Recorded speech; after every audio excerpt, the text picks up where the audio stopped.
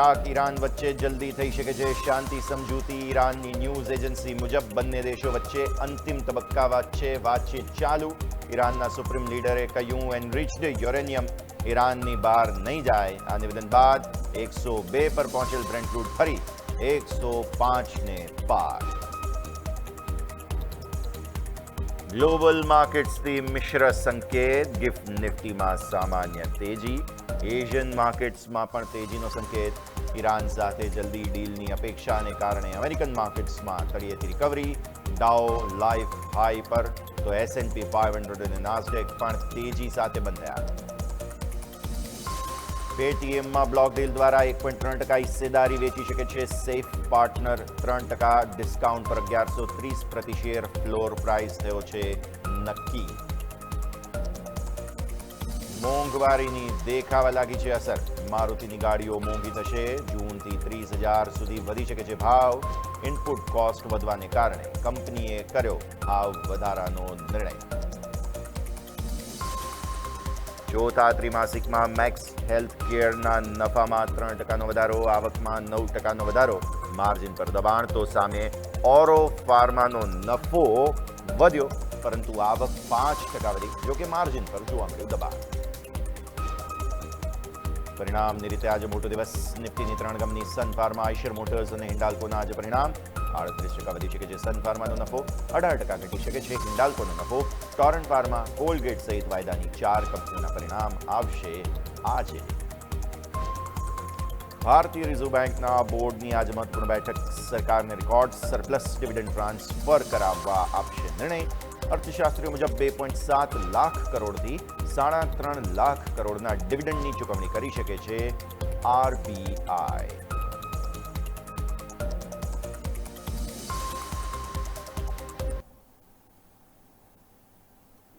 Good morning દર્શક મિત્રો, સ્વાગત આપનું શુક્રવારની સવારે. હું યશ ભટ્ટ આપની સાથે ગિફ્ટ ટુ ગ્લોબના આ કાર્યક્રમમાં આપનું સ્વાગત કરી રહ્યો છું. અત્યારે ફિલહાલ ગિફ્ટ નિફ્ટીના સંકેત સાથે આ કાર્યક્રમની શરૂઆત કરીશું, જ્યાં અત્યારે ફિલહાલ જોવા મળે છે દિવસની શરૂઆત શાંત થઈ રહી છે. અત્યારે ફિલહાલ ગિફ્ટ નિફ્ટી તમે નજર કરશો તો એ એકદમ સીમિત રેન્જમાં છે. મામૂલી મજબૂતીનો અત્યારે ફિલહાલ સંકેત તમને બનતો જોવા મળી રહ્યો છે. એટલે દિવસની શરૂઆત એકંદરે શાંત થઈ રહી છે. અમેરિકન માર્કેટ્સ આમાં પક્ષે જોઈ લો તો ગઈકાલે બહુ જબરદસ્ત તેજી સાથે બંધ થયા. ભાઈ એવું તો શું થયું અમેરિકન માર્કેટ્સમાં આજે સમજવું જરૂરી છે. હું તમને સમજાવીશ આગળ. બહુ જબરદસ્ત તેજી. ડાઉમાં રેકોર્ડ હાઈ ફરી એકવાર પહોંચી ચૂક્યા છીએ. એટલે આ સ્થિતિ ધ્યાન પર રાખો. S&P 500 પર નજર કરો તો ત્યાં પણ તમને 1.8% આસપાસની 1.08% આસપાસની તેજી જોવા મળી. અને આ તરફ તમે નાસ્ડેક પર નજર કરી લો તો નાસ્ડેકમાં પણ ફરી એકવાર તમને જોવા મળ્યું એક મેજર એક્શન પછી ફ્લેટ. તો ડાઉ અને S&P 500માં તેજી, નાસ્ડેક ફ્લેટ. આ તરફ તમે ફ્યુચર્સ પર અત્યારે નજર કરી લો. ડાઉ ફ્યુચર્સ જે છે દર્શક મિત્રો 5%ની તેજી બતાવી રહ્યા છે. S&P ફ્યુચર્સ 5%ની તેજી બતાવી રહ્યા છે. અને નાસ્ડેક ફ્યુચર્સ નજર કરો તે 0.34% આસપાસની તેજી બતાવી રહ્યા છે, જે બતાવે છે કે પોસ્ટ માર્કેટ ફરી એકવાર તેજી છે. અમેરિકન માર્કેટ્સ તેજી સાથે બંધ થયા અને પોસ્ટ માર્કેટ પણ તમને તેજી જોવા મળી રહી છે. આ તરફ જાપાનમાં આજે બહુ મહત્વપૂર્ણ આંકડાઓ આવ્યા છે દર્શક મિત્રો. તો જાપાનના આંકડાઓની સાથે નિકાઈ જે છે તે અત્યારે ફિલહાલ તેજી બતાવી રહ્યો છે. 2% આસપાસની તેજી તમને ત્યાં જોવા મળી રહી છે અત્યારે ફિલહાલ. અને એમના જે મોંઘવારીના આંકડા છે તે બતાવે છે ઘટાડો. એટલે મોંઘવારી એમને ત્યાં ઘટી છે. આગળ તમને પછી એના પણ આંકડાઓ બતાવીશું. અન્ય એશિયન માર્કેટ્સ દર્શક મિત્રો હવે તમને બતાવી દઈએ. ઓલમોસ્ટ 5% આસપાસની મજબૂતી તમને સ્ટ્રેટ્સ ટાઈમ્સમાં જોવા મળી રહી છે. હેંગસેંગ કંઈક 0.5% આસપાસની મજબૂતી બતાવે છે. પછી તમે તાઇવાન જોઈ લો તો તાઇવાનમાં 1.33% આસપાસની તેજી જોવા મળી રહી છે. કોસ્પી તમે જોવા જાઓ તો ત્યાં 0.5% આસપાસ. બાય ધ વે ગઈકાલે તમને યાદ હશે દક્ષિણ કોરિયા એટલે કે કોસ્પીના માર્કેટની અંદર 7.25 થી 7.5%ની તેજી જોવા મળી હતી. આજે કંઈક શાંત છે. 0.5% આસપાસની તેજી અત્યારે છે. હજુ તો માર્કેટ શરૂ થયા છે એમના, એટલે થોડો સમય આપીશું તો કદાચ વધારે સ્પષ્ટતા થઈ જશે. પણ કંઈક અલગ મૂડમાં છે દક્ષિણ કોરિયાના માર્કેટ્સ. અને મેં ગઈકાલે પણ તમને કહ્યું હતું કે લોકો લોન લઈને, પૈસા ઉછીના લઈને, વ્યાજે લઈને શેર માર્કેટમાં લગાવી રહ્યા છે. કંઈક એવા પ્રકારનું યુફોરિયા અત્યારે ચાલી રહ્યો છે દક્ષિણ કોરિયામાં. ઇવન જાપાનના માર્કેટમાં પણ કંઈક આવી જ પરિસ્થિતિ છે અત્યારે ફિલહાલ. તો નજર રાખીશું આ બધા સંકેતો પર. અત્યારે ફિલહાલ સંકેત છે શેંઘાઈ તરફથી તમને ઓલમોસ્ટ ફ્લેટ ટુ પોઝિટિવ. આપણે પણ ફ્લેટ ટુ પોઝિટિવ છીએ. Simple as that. અચ્છા, આપણે હવે ફોકસ કરીએ બ્રેન્ટ ક્રૂડનો ભાવ. પહેલાં હું તમને આપી દઉં. 104.52 પર છે. આજે સવારે ફરી 105 પર હતા આપણે. અમુક સંકેતો છે જે હું તમને આગળ પછી બતાવીશ. તેના કારણે થઈને સોના ચાંદીનો અપડેટ આપી દઈએ તો સોનામાં કંઈક 4532નો ભાવ છે, 5% નબળાઈ. સામા પક્ષે ચાંદી કંઈક 76.86 પર છે, 0.17% આસપાસની મજબૂતી અત્યારે ફિલહાલ જોવા મળી રહી છે. આ લાઈવ સંકેતો. પણ દર્શક મિત્રો, હવે આપણે જોઈએ અમેરિકન માર્કેટ્સના સંકેત. મેં જે તમને કહ્યું ને કે ગઈકાલે રેકોર્ડ તેજી જોવા મળી ફરી એકવાર. શું થયું? ગુરુવારે ફરી એકવાર ખાસી ઉથલપુથલ તમને અમેરિકન માર્કેટ્સમાં જોવા મળી અને દિવસને અંતે જે છે તે માર્કેટ્સ પોઝિટિવ બંધ થતા જોવા મળ્યા. શરૂઆતમાં એક ઘટાડાનો સંકેત જોવા મળેલો હતો અને ઘટાડા બાદ બપોર પછી જે છે તે વૈશ્વિક પરિસ્થિતિઓ બદલાઈ. વાતચીત ઈરાન અમેરિકા વચ્ચે થઈ રહી છે એવા અમુક સંકેતો મળ્યા ફરી એકવાર. એટલે આ બધાના ચક્કરમાં અમેરિકન માર્કેટ્સમાં સારી તેજી આવી ગઈ. બ્રેન્ટ ક્રૂડના ભાવ અમેરિકાનો કારોબાર ચાલુ હતો એ દરમિયાન ઘટી ગયેલો, $102 પહોંચી ગયેલા. એટલા માટે થઈને તમને આટલું બ્રિલિયન્ટ ક્લોઝ બનતું જોવા મળ્યું અને રોકાણકારોનો ઉત્સાહ જે વધ્યો તેને કારણે ત્રણેય મુખ્ય ઇન્ડાઇસીસ શરૂઆતના ઘટાડા બાદ રિકવર થઈને બંધ થયા. ડાઉ મેં તમને કહ્યું એ પ્રમાણે બહુ જ સરસ જે છે તે ખાસ બંધ થયો છે. આ તરફ S&P 500 પણ તમને 0.17% આસપાસ ને જે છે તે નાસ્ડેકની અંદર પણ તમને જે છે તે સુધારાનો સંકેત બનતો જોવા મળ્યો. ગઈકાલના ટ્રેડિંગ સેશનમાં માર્કેટને પ્રભાવિત કરનાર સૌથી મોટું પરિબળ હતું ક્રૂડ ઓઇલના પ્રાઇસીસ. સવારના સમયે બ્રેન્ટ ક્રૂડના ભાવ 109 સુધી પહોંચી ગયા હતા, પણ ત્યાંથી પછી 102 સુધી પહોંચી ગયા. આજે ઈરાન અને અમેરિકા વચ્ચે શાંતિ વાટાઘાટોનો પ્રસ્તાવ અંતિમ તબક્કામાં છે એવું વારંવાર જાણવા મળી રહ્યું હતું. એટલે 102 સુધી પહોંચી ગયા. પછી ફરી એકવાર અત્યારે 105, 104 પર છીએ. હવે અમેરિકાની ટ્રેઝરી yieldછે તે ગઈકાલે ફરી એકવાર વધતી જોવા મળી હતી સવારે, પણ પછી 4.5% આસપાસ પછી પહોંચી ગઈ ફરી એકવાર. અને બોન્ડ yield ઘટવાને કારણે પણ ઇક્વિટી માર્કેટને થોડો સપોર્ટ મળ્યો. IBMના શેરમાં ગઈકાલે કોર્પોરેટ સેક્ટરમાંથી એક બહુ જ જબરદસ્ત ઉછાળો જોવા મળ્યો. 12%ની તેજી હતી IBMમાં. અને ક્વોન્ટમ કમ્પ્યુટિંગ ક્ષેત્રે દર્શક મિત્રો મહત્વપૂર્ણ કરાર IBMએ કર્યા છે. સારા પ્રોફિટ રિપોર્ટ હોવા છતાં પણ એનવીડિયાના શેરમાં પછી પ્રોફિટ બુકિંગ જે દર વર્ષે આવતું જ હોય છે એ પ્રકારે આ વખતે પણ જોવા મળ્યું. અને રિટેલ કંપની વોલમાર્ટના પરિણામો નબળા આવતા શેર 7% સુધી ગગડ્યો હતો. આ થઈ ગયા દર્શક મિત્રો US માર્કેટના સંકેત. હવે યુરોપિયન માર્કેટ જોઈ લઈએ. યુરોપિયન માર્કેટમાં મિશ્ર પ્રદર્શન તમને ગઈકાલે જોવા મળ્યું હતું. એક નર્વસનેસ હતી ત્યાં આગળ. ગ્લોબલ આર્થિક ચિંતાઓ અને મિડલ ઇસ્ટમાં જે તણાવ વધી રહ્યો છે તેની ચિંતાઓ જોવા મળી. એટલે રોકાણકારોએ સાવચેતીભર્યું વલણ અપનાવ્યું અને ટેકનોલોજી સેક્ટરમાં મોટા પ્રોફિટ બુકિંગ જોવા મળ્યા. દિવસ દરમિયાન ભારે ઉતાર ચઢાવ બાદ યુરોપના જે કેટલાક ઇન્ડાઇસીસ છે તે સવારે વધારા સાથે અને કેટલાક ઘટાડા સાથે બંધ થતા જોવા મળ્યા. FTSE 100.1% સામાન્ય વધારા સાથે બંધ થયો. માઇનિંગ સેક્ટરના શેર્સમાં આવેલી તેજીને કારણે લંડન માર્કેટ પોઝિટિવ બંધ રહેવામાં સફળ થયું હતું. DAX તમે જોવા જાઓ તો ગઈકાલે 0.53%ના ઘટાડા સાથે બંધ થતો જોવા મળ્યો. CAC 40માં પણ ઓલમોસ્ટ 0.39% આસપાસનો ઘટાડો તમને ત્યાં આવતો જોવા મળ્યો. સ્ટોક 600 0.04%ના મામૂલી ઘટાડા વધારા સાથે ક્લોઝિંગ ત્યાં તમને જોવા મળ્યું. પછી આવો તમે યુરોપિયન ઇકોનોમીના નબળા આઉટલુકની મોટી અસર તમને જે છે તે અહીંયા જોવા મળી અને મોંઘવારીને કારણે યુરોપિયન યુનિયનનો GDP ગ્રોથ રેટ વર્ષ 2026માં ઘટીને 1.1% રહેવાનો અંદાજ જોવા મળ્યો, જેને કારણે તમને આ તમામ પરિસ્થિતિનું નિર્માણ થતું જોવા મળ્યું. Okay, as simple as that. હવે આવો દર્શક મિત્રો, જે ઈરાન અને અમેરિકા વચ્ચે સમજૂતીની અપેક્ષાઓ જે ગઈકાલે જોવા મળેલી ને, પહેલાં એ સમજી લઈએ અને ત્યારબાદ ઈરાનનું જે નિવેદન છે તે સમજી લઈએ. પહેલાં તો ગઈકાલે ફરી એકવાર એવા સંકેતો મળ્યા કે અંતિમ કરારનો જે મુસદ્દો છે તે તૈયાર કરવા માટે અત્યારે પરોક્ષ વાટાઘાટો ચાલી રહ્યો છે. અમેરિકા અને ઈરાન વચ્ચે ઐતિહાસિક સમજૂતીની તૈયારીઓ થઈ રહી છે. અમેરિકા અને ઈરાન વચ્ચે યુદ્ધ સમાપ્ત કરવા માટેના અંતિમ કરાર પર મંથન ચાલી રહ્યું છે અને બંને દેશોના ટોચના રાજદ્વારીઓ વચ્ચે ત્રીજા દેશના માધ્યમથી સખત રીતે પરોક્ષ વાટાઘાટો તેજ થઈ રહ્યો છે. ઈરાનના યુરેનિયમ સ્ટોકપાઇલ અને US ઇઝરાયલની સુરક્ષા શરતો પર અત્યારે ફિલહાલ ચર્ચા ચાલી રહી છે અને આવી સ્થિતિમાં US કોંગ્રેસના આંતરિક દબાણ વચ્ચે ટ્રમ્પ પ્રશાસન શાંતિની મંજૂરી તરફ અથવા તો કહું કે સમજૂતી તરફ આગળ વધી રહ્યું છે. જો આ ડીલ સફળ થઈ જાય છે તો મિડલ ઇસ્ટમાં શાંતિ સ્થપાશે અને ગ્લોબલ એનર્જી માર્કેટમાં પણ સ્થિરતા આવી જશે. ઈરાનના સુપ્રીમ લીડર આયાતોલ્લા મોજતબા ખોમેનોઈએ એનરિચ્ડ યુરેનિયમ વિદેશ ન મોકલવાનો કડક આદેશ આપ્યો છે. હવે જુઓ, કહાનીમાં ટ્વિસ્ટ જે છે ને તે આ છે. પહેલાં તો એવા સમાચાર આવ્યા કે ભાઈ શાંતિ કરાર બધું બરાબર થઈ રહ્યું છે. પછી બીજી તરફ તમને અચાનક જ સમાચાર આવતા જોવા મળ્યા. આયાતોલ્લા મોજતબા ખોમેનોઈનું નિવેદન આવ્યું કે ભાઈ અમે યુરેનિયમ તો ઈરાનની બહાર ક્યાંય નહીં મોકલીએ, યુરેનિયમ અમારી પાસે જ રહેશે.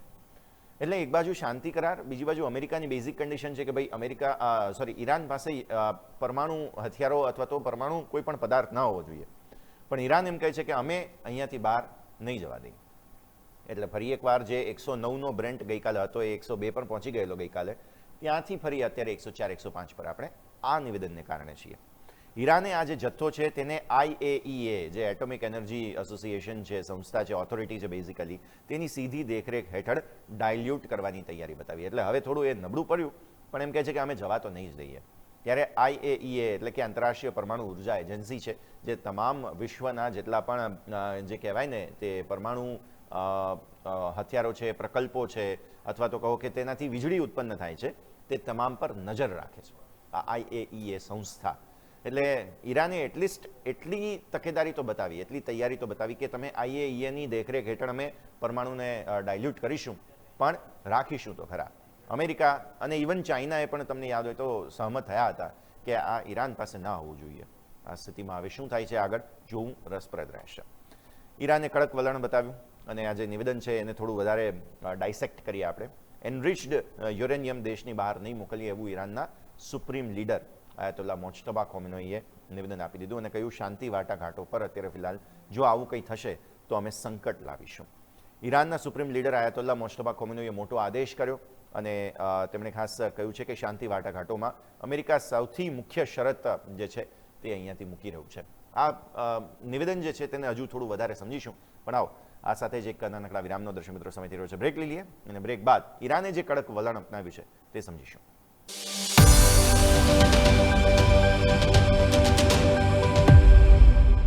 વહેલી નિવૃત્તિ લેવી છે, પણ પ્રશ્ન એ છે કે નિવૃત્તિ પછી જીવવું કે સાચે જીવવું. પૈસા કમાયા છો, પણ શું એ તમને આપશે સન્માનભર્યું વૃદ્ધાવસ્થાનું જીવન?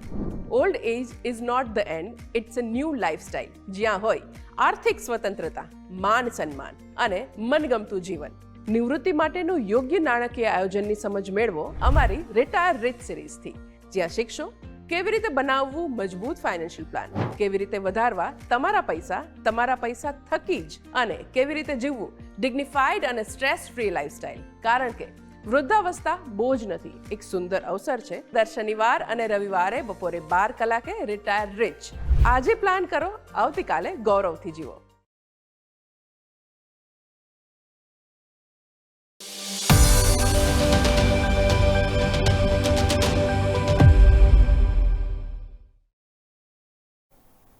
બ્રેક બાદ આપનું સ્વાગત છે.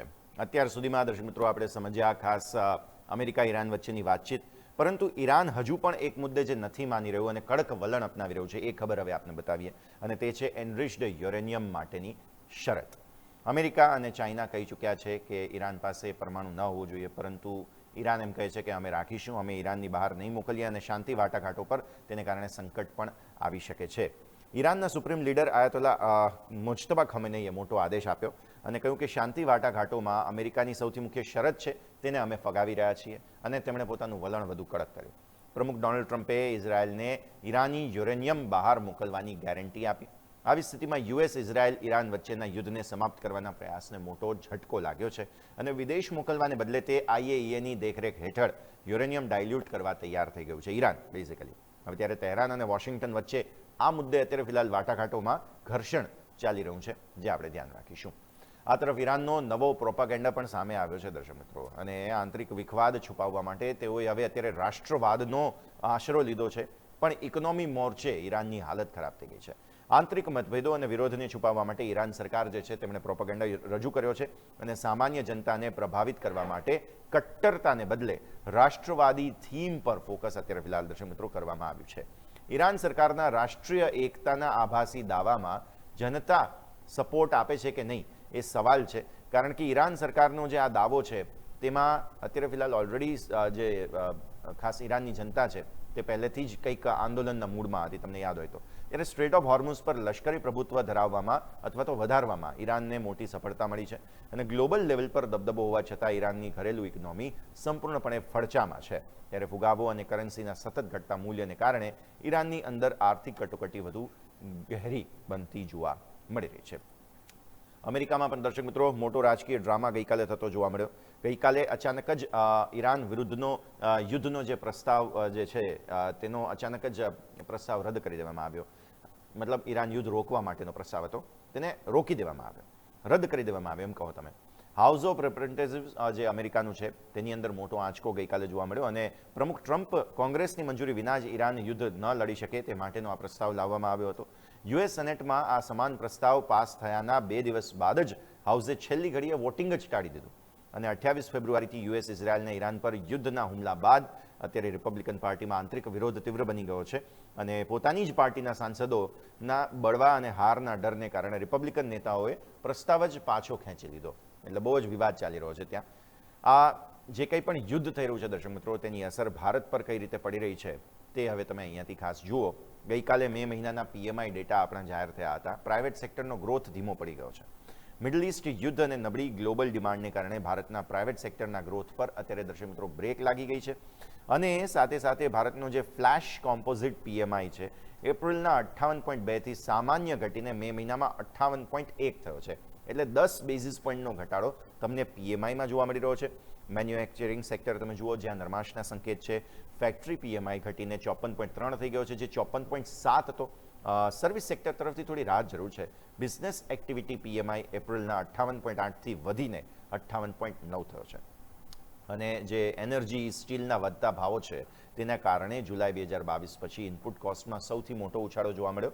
ગ્લોબલ કટોકટી વચ્ચે એક્સપોર્ટ ઓર્ડર્સ 19 મહિનાની નીચલી સપાટીએ પહોંચી ગયા, પરંતુ સર્વિસ સેક્ટરમાં અત્યારે ફિલહાલ હાયરિંગ વધતું જોવા મળી રહ્યું છે દર્શક મિત્રો, જેને કારણે અસર તમને આવતી જોવા મળેલી છે. તો આ એક બહુ મોટો સંકેત તમે ધ્યાન પર રાખો. અચ્છા, તમને ખ્યાલ છે કે માર્કો રૂબિયો અમેરિકાના દિગ્ગજ અધિકારી જેઓ ભારત આવી રહ્યા છે અને ભારત આવે એ પહેલાં તેમણે બહુ મહત્વપૂર્ણ નિવેદન આપ્યું. તેમણે કહ્યું કે ખાસ અમેરિકન સેક્રેટરી ઓફ સ્ટેટ છે બેઝિકલી માર્કો રૂબિયો, તેમણે એક મોટું નિવેદન આપીને કહ્યું કે ભારત સાથે અમે એનર્જી સંબંધો વધુ મજબૂત કરીશું. અમેરિકા ઈચ્છે છે કે ભારત તેના ગ્લોબલ એનર્જી એક્સપોર્ટનો સૌથી મોટો હિસ્સો બને. એટલે અમેરિકા બેઝિકલી આપણને ક્રૂડ ઓઇલ વેચવા માગે છે. તમને ખ્યાલ છે કે એમને પાસે હવે વેનેઝુએલાનું ક્રૂડ પણ અમેરિકાના જ હસ્તક્ષેપમાં છે. માફ કરશો. ત્યારે દિલ્હી મુલાકાત પહેલા માર્કો રૂબિયોએ આ જે નિવેદન આપ્યું છે તેને કારણે ગ્લોબલ ડિપ્લોમસી અત્યારે ફિલહાલ નજર રાખી રહી છે આ મુલાકાત પર. આ તરફ આજે ખૂબ જ રસપ્રદ સમાચાર સવારે જે જોવા મળી રહ્યા છે, જે મેં હમણાં જાપાનના સ્ટોક માર્કેટની વાત કરી, તે એ કે જાપાનમાં આજે સવારે મોંઘવારીના આંકડાઓ આવ્યા દર્શક મિત્રો, અને 4 વર્ષની નીચલી સપાટી પર કોર ઇન્ફ્લેશન એટલે કે મુખ્ય મોંઘવારી જે છે તે વિચાર કરો 4 વર્ષના તળિયે છે. બેંક ઓફ જાપાન દ્વારા વ્યાજદર વધારાની શક્યતાઓ હવે આ મોંઘવારી ઘટતા નબળી પડી રહી છે. એમને વ્યાજદર વધારવા છે પણ એમનું અર્થતંત્ર સપોર્ટ જ નથી કરી રહ્યું. સ્ટોક માર્કેટ વધી રહ્યું છે, અત્યારે ફિલહાલ તમે જુઓ મોંઘવારી ઘટી રહી છે. એવા સમયે કે જ્યારે ક્રૂડ ઓઇલના ભાવ વધ્યા, સમગ્ર વિશ્વમાં કોમોડિટીઝના ભાવ વધ્યા, તેમ છતાંય જાપાનમાં મોંઘવારી વધી નથી રહી, ઉલટાની ઘટી રહી છે. ખૂબ જ વિચિત્ર પરિસ્થિતિ છે. મોંઘવારી નરમ પડી એટલે બેંક ઓફ જાપાન માટે રેટ હાઇકનો કેસ જ નબળો પડી ગયો. સરકારી એનર્જી સબસિડી જે આપવામાં આવી તો જે મોંઘવારી ઓછી થઈ તેનું કારણ આ છે. સરકારે એનર્જી પર સબસિડી આપી છે, એટલે કે પેટ્રોલ, ડીઝલ, ક્રૂડ ઓઇલ આ બધા પર તેમણે સબસિડી આપી છે, જેના કારણે એનર્જી કોસ્ટ લિમિટમાં રહી અને આના કારણે થઈને તમે જુઓ તો મોંઘવારી કાબૂમાં રહી અથવા તો કહો કે ઘટી. મજબૂત એક્સપોર્ટ ગ્રોથને કારણે જાપાનની આર્થિક રિકવરી પણ જોવા મળી. તમને ગઈકાલે કે પરમ દિવસે જ અમે એક્સપોર્ટના આંકડાઓ પણ બતાવ્યા હતા કે જેમાં ગ્રોથ જોવા મળ્યો. એટલે જાપાનની ઇકોનોમી આવા કપરા સમયમાં પણ વિચાર કરો બૂમ કરી રહી છે, ગ્રોથ બતાવી રહી છે અને વ્યાજદરમાં વધારા અંગે સેન્ટ્રલ બેંક હવે વેઇટ એન્ડ વોચ મોડ અપનાવી શકે છે, કેમ કે હવે જરૂર જ નથી. અત્યારે ઓલરેડી ઇકોનોમી એમની સારું કરી રહી છે. દર્શક મિત્રો, ગઈકાલે સેબી દ્વારા એક બહુ મહત્વપૂર્ણ નિર્ણય જાહેર કરવામાં આવ્યો છે અને રીલિસ્ટિંગ માટેના જે શેર્સ છે તેની પ્રાઇસ ડિસ્કવરી પ્રક્રિયાને લઈને નવા નિયમોની દરખાસ્ત રજૂ કરવામાં આવેલી છે માર્કેટ મેનિપ્યુલેશન રોકવા માટે. પ્રાઇસ ડિસ્કવરી પ્રક્રિયાને વધુ થોડી ટ્રાન્સપરન્ટ કરવામાં આવશે, સચોટ અને ન્યાયી બનાવવાનો મુખ્ય ઉદ્દેશ્ય છે. સ્પેશિયલી પ્રી ઓપન સેશનમાં થતા પ્રાઇસ મેનિપ્યુલેશન અને વોલેટિલિટી પર લગામ લાગશે અને ડીમર્જર અથવા ઇન્સોલ્વન્સીની જે પ્રોસેસ હોય છે તે બાદ ફરી એકવાર લિસ્ટ થતી કંપનીઓને આ નવા નિયમો લાગુ પડશે. એટલે તમે જોશો કે જે ઓપનિંગ પ્રાઇસ હોય છે તે નક્કી કરવા માટે ઓર્ડર બુકની ડેપ્થ અને સાથે સાથે વોલ્યુમ્સને વધુ મહત્વ આપવામાં આવશે. પૂરતી લિક્વિડિટી ન હોવાના સંજોગોમાં પ્રી ઓપન સેશનને લંબાવવાની જોગવાઈ પણ કરવામાં આવી શકે છે. દર્શક મિત્રો, ફીનો પેમેન્ટ્સ બેંકને લઈને વિવાદો હતા. હવે તેના MD અને CEO ઋષિ ગુપ્તાએ રાજીનામું આપી દીધું છે. કેતન મર્ચન્ટ જેઓ CFO હતા તેઓ હવે ઇન્ટરિમ ચીફ બની ચૂક્યા છે. ઋષિ ગુપ્તાએ 20 વર્ષ સુધી સેવા આપી અને હવે તેઓ સ્વૈચ્છિક નિવૃત્તિ જાહેર કરી છે. GST ઇન્વેસ્ટિગેશન કેસમાં બેંકના બોર્ડે સમીક્ષા કરી અને તે બાદ ઋષિ ગુપ્તાને ક્લીન ચીટ પણ આપેલી હતી. પણ બોર્ડે ગુપ્તાને ફિટ એન્ડ પ્રોપર ગણાવ્યા હોવા છતાં સ્વૈચ્છિક રાજીનામું ઋષિ ગુપ્તાએ આપ્યું છે અને કેતન મર્ચન્ટનો ઇન્ટરિમ સીઈઓ તરીકેનો કાર્યકાળ વધુ 3 મહિના માટે લંબાવવામાં આવ્યો છે. લીડરશિપ બદલવા છતાં પણ સ્મોલ ફાઇનાન્સ બેંક બનવાની પ્રક્રિયા પર ફિનો બેંકનું ફોકસ યથાવત રહેશે. ઋષિ ગુપ્તા શેર માર્કેટમાં લિસ્ટ થયેલી આ બેંકના સ્થાપક સભ્યોમાંથી એક છે અને તેમને બેંકને નફાકારક બનાવવામાં બહુ મહત્વપૂર્ણ ભૂમિકા ભજવેલી છે, પણ હવે તેઓ રાજીનામું આપી રહ્યા છે. દર્શક મિત્રો, આજે ભારતી ગ્રુપને લઈને બહુ મોટા સમાચાર સામે આવ્યા છે. બ્રિટિશ ટેલિકોમ, જેને શોર્ટ ફોર્મમાં BT કહેવામાં આવે છે, તેમાં હિસ્સો વધારવા ભારતી ગ્રુપ સક્રિય થયું છે. યુકે સરકારના સમર્થનની તેઓ માંગ કરી રહ્યા છે અને બ્રિટિશ ટેલિકોમમાં હિસ્સો વધારવા માટે ભારતી ગ્રુપ અત્યારે ફિલહાલ આતુર જોવા મળી રહ્યું છે. સુનિલ ભારતી મિત્તલની કંપની યુકે સરકારનું સમર્થન અને ક્લિયરન્સ મેળવવા અત્યારે ફિલહાલ ચર્ચામાં છે અને ભારતી ગ્રુપ હાલમાં BT ગ્રુપમાં આશરે 24.5% હિસ્સા સાથે સૌથી મોટો શેર હોલ્ડર છે અને યુકેના નેશનલ સિક્યુરિટી એક્ટ હેઠળ ટેલિકોમ સેક્ટરમાં હિસ્સો વધારવા માટે તેમણે મંજૂરી જરૂરી હોય તેવું અહીંયાથી ખાસ કહ્યું છે. ત્યારે ગ્લોબલ ટેલિકોમ માર્કેટમાં પોતાનું કદ અને પ્રભુત્વ વધારવા માટે ભારતી ગ્રુપનો આ મોટામાં મોટો પ્લાન અત્યારે ફિલહાલ સામે આવી રહ્યો છે. આવો દર્શક મિત્રો, છેલ્લે વિદેશી રોકાણકારોના સંકેતો સાથે આપણે આ કાર્યક્રમનો અંત લાવીશું. ગઈકાલે હતો ગુરુવાર, એક્સપાયરીનો દિવસ. સેન્સેક્સ એક્સપાયરી કેશ માર્કેટમાં સતત ત્રીજા દિવસે વેચવાલી ફરી એકવાર 1891 કરોડ રૂપિયા આસપાસ, ઓલમોસ્ટ સિમિલર ફિગર સાથે આ ત્રીજો દિવસ છે વેચવાલીનો. સામાપક્ષે ડીઆઈએસે ફરી એકવાર ખરીદદારી કરી અને એટલે જ તમને માર્કેટ નહીં નફો નહીં નુકસાનમાં બંધ થતા જોવા મળ્યા. બરાબર છે. હવે તમે જુઓ કે નિફ્ટીના ફ્યુચર્સનો આંકડો શું કહે છે. 1245 કરોડના નિફ્ટીના ફ્યુચર્સની વેચવાલી તમને ગઈકાલે જોવા મળી. એટલે તમે ગઈકાલે જુઓ ને તો ઉપલા સ્તરોથી ખાસા એવા ઘટ્યા હતા, પણ છેલ્લે સપોર્ટ આવ્યા. તેનું કારણ હતું ડીઆઈએસની ખરીદદારી. એટલે આ નિફ્ટીના ખાસ ઓપ્શન્સ તમે જુઓ સામાપક્ષે તો ત્યાં ગઈકાલે ખરીદદારી જોવા મળી છે અને ઇવન 841 કરોડની ખરીદદારી થોડી સરપ્રાઇઝ આપે છે. અગેન આને રોલઓવર એક્ટિવિટીઝનો ભાગ ગણજો. એટલે ફરી એકવાર પીસીઆર તમારો ડેમેજ થઈ ગયો છે. હવે રોલઓવર્સ પર આપણે વધારે ફોકસ કરીશું. બેંક નિફ્ટીના ફ્યુચર્સ તમે જોઈ લો, અહીંયા પણ વેચવાલી છે, મામૂલી છે, 73 કરોડ રૂપિયા આસપાસ, કંઈ ગણવા જેવી નથી. બેંક નિફ્ટીના ઓપ્શન્સ જોઈ લો તો 200 કરોડ રૂપિયા આસપાસના ઓપ્શન્સની ખરીદદારી છે. અગેન રોલઓવર એક્ટિવિટીઝ છે, ભૂલી જાઓ. પીસીઆર સાવ ડેમેજ થઈ ચૂક્યો છે, એટલે હવે અહીંયા બેંક નિફ્ટીને કંઈ જોવાની બહુ ખાસ જરૂર મને લાગતી નથી. પણ સ્ટોક ફ્યુચર્સમાં ગઈકાલે ખરીદદારી છે, અગેન રોલઓવર એક્ટિવિટીઝનો ભાગ છે. સ્ટોક ઓપ્શન્સમાં પણ ગઈકાલે ઘણું એક્શન તમને ખાસ બનતું જોવા મળેલું છે.